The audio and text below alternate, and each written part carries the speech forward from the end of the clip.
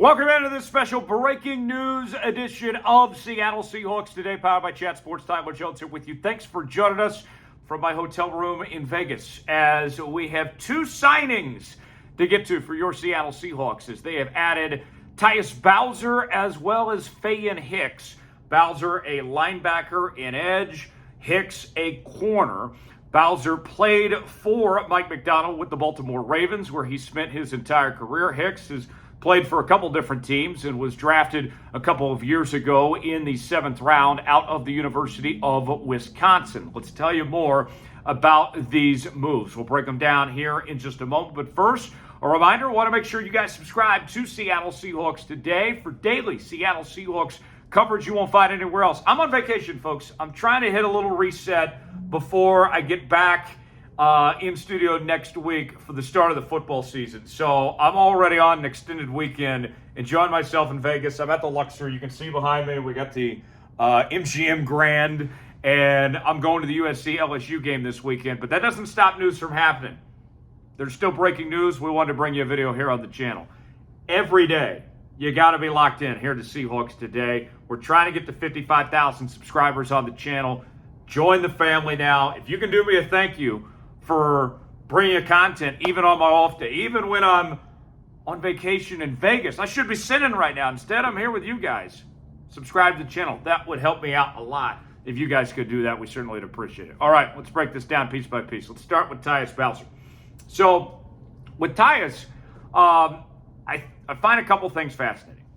Number one, this is somebody that has primarily played the off-ball linebacker position, but does have experience playing the edge spot.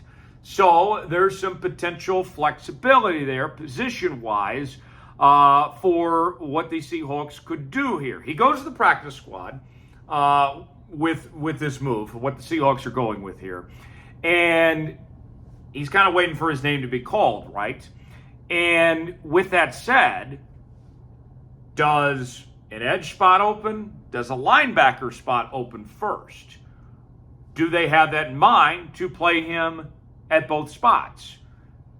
That is very intriguing to me. And I got to say, I really like it. I like the idea of, hey, if we're weak at one spot or another, that we can potentially make this work and see where we can go from here, depending on what this team needs at any given moment, depending on injuries or how things ultimately shake out. So that, I think, is a great situation for the Seahawks to have that positional flexibility that he brings in, because we've seen the Seahawks already be shorthanded at both spots this year. You went through training camp and Terrell Dotson wasn't around, Jerome Baker wasn't around. I say training camp. You went through OTAs in the all-season program. Those guys came back for training camp. Jerome Baker got banged up again, but he's expected to be fine and be okay and play week 1. But with that being said, the linebacker position has already been shorthanded. So now you got a guy that can play that position, potentially step in with plenty of experience. He started a decent number of games over the years. He could potentially come into that role if need be. And then the edge rusher spot for this Seahawks team. You look at where things are at there.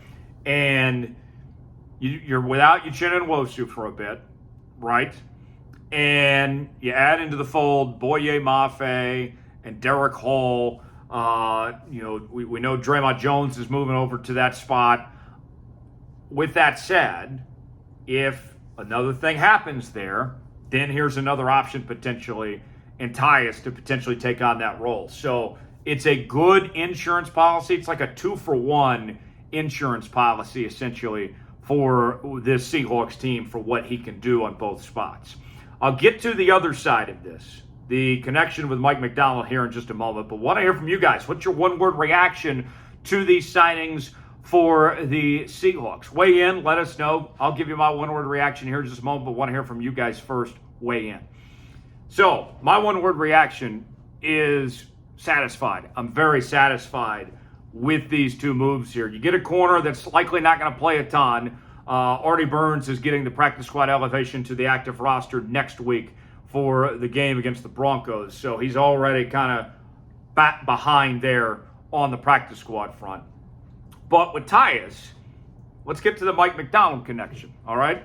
So this is somebody that played in Mike Macdonald's defense for 2 full seasons with the Baltimore Ravens and at 2 different positions. So he is ready to go. If he needs his number called tomorrow to step in and play edge or linebacker, either one, then he can do that.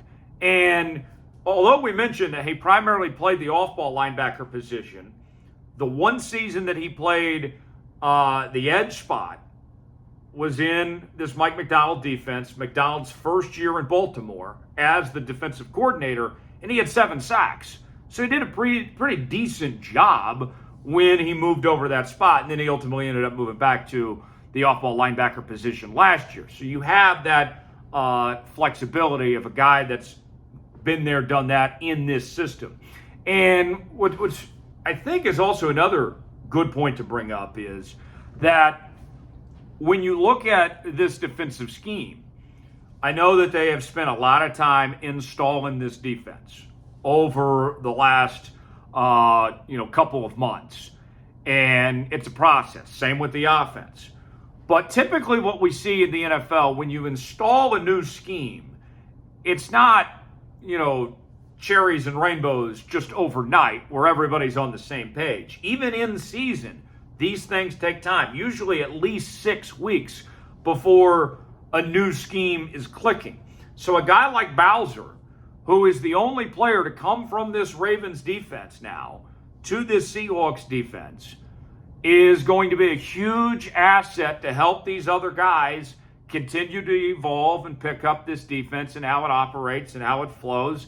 Even if he never plays it down, he's an asset to have there just with those guys to be able to help develop and teach how this defense works. So for me, that's a big deal to have him around for that sense, even if he doesn't play, just as somebody that's been a part of this system and sees how it works and sees how it works to a successful level. So I think that's huge for this Seattle Seahawks defense. We spent time talking this offseason about potential players the Seahawks could bring in that played under Mike Macdonald in Baltimore. Geno Stone was the guy that got talked about a lot, the safety who had 6 interceptions last year with the Ravens. Ultimately, he ended up signing with Cincinnati. I was kind of surprised that up until now, we didn't see anybody from Baltimore end up in Seattle until this point. Now, we've seen a couple Michigan players get picked up that played under Mike Macdonald at the University of Michigan. But now we finally see it with a Raven being a part of the fold. So I think that's a very good thing for this Baltimore Ravens, for this Seattle Seahawks team, to have him a part of that mix and to potentially slide him in if that would need be. And you add strength and numbers to this practice squad with already having guys like George Halani and Aesop Winston and a couple others here. It's squaring up to be a pretty solid practice squad. And I've heard from some of you in the comments over the last couple of days say, why is there not a quarterback on this practice squad? And here's my answer to that, folks. We saw what P.J. Walker did in the preseason. It wasn't good. He struggled mightily with how he performed. And let's say that worst comes to worst. If something happens to Geno or something happens to Sam Howell and you need to go bring in a quarterback, you weren't going to call up P.J. Walker from the practice squad based on what you saw in the preseason. I didn't trust the idea of going to P.J. Walker to be the QB2 all of a sudden. No, what you would do is you would pick up the phone and you'd call a guy like Ryan Tannehill or something. So that's why you don't have a practice squad quarterback, and I don't think it's an issue. I think they are fine not having a practice squad quarterback and that they'll roll with what they got. So, yes, I don't see it as an issue. I think that John and Mike know exactly what they're doing, and this team's shaping into form and should be a fun couple days ahead. Appreciate you joining us here on this edition of Seahawks Today. And certainly excited about having Tyus. I think this is a solid move to bring in for the practice squad. And I think we'll see him at some point this year. Don't know when it will be, but at some point I think we will. Well, how would you grade these signings? A, B, C, D, or F? I think it's got to be at least a B+. It's a practice squad signing, right? It doesn't cost you hardly anything. And you got a player that knows this scheme and can do multiple positions. Yeah, sign me up. I think it's a very solid move there. I got to go at least B+. Give me your grades in the comment section. Thanks for joining us here on Seahawks Today. Subscribe now. Would certainly appreciate it. I'm going to go back to sinning here in Las Vegas and enjoying myself here on this fine Friday afternoon. Have a great Labor Day weekend. We'll see you back in studio on Monday right here on Seahawks Today.